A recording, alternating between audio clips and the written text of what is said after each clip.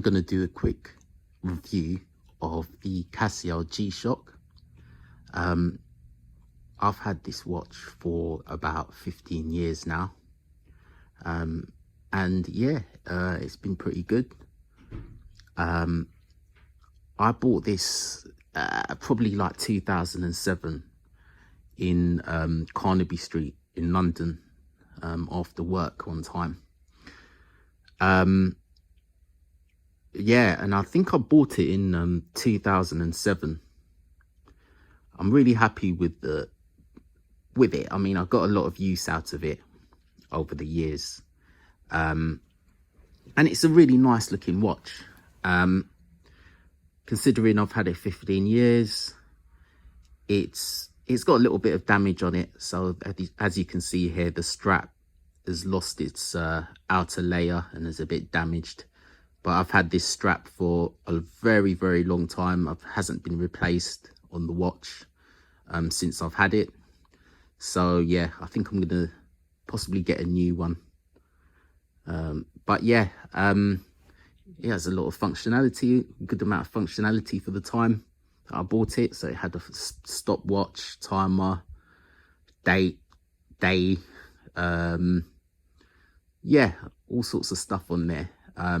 It's got 20 bars of water resistance, and it's just a really good looking watch.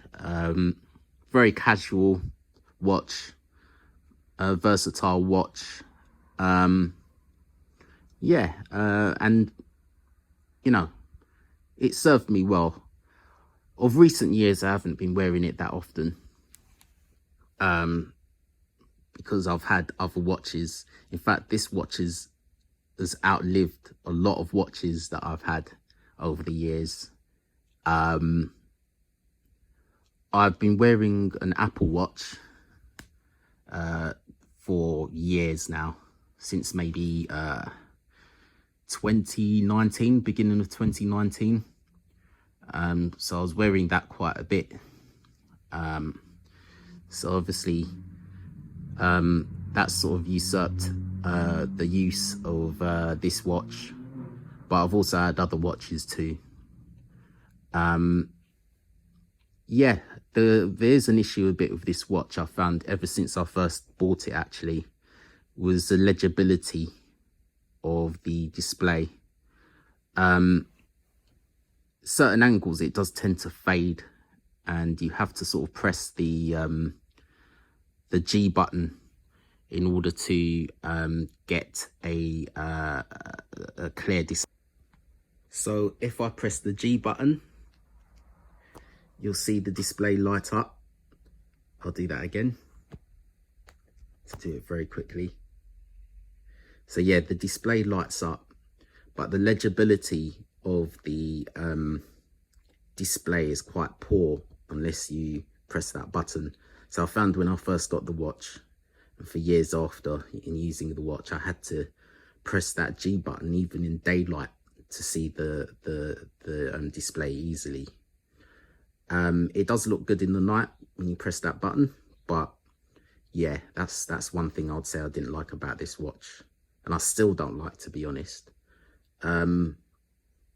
Relatively minor gripe, but I think the fact that you can kind of see the text is okay. If it was, in fact, when I think about it, it's a significant gripe, because the main part of a watch is legibility.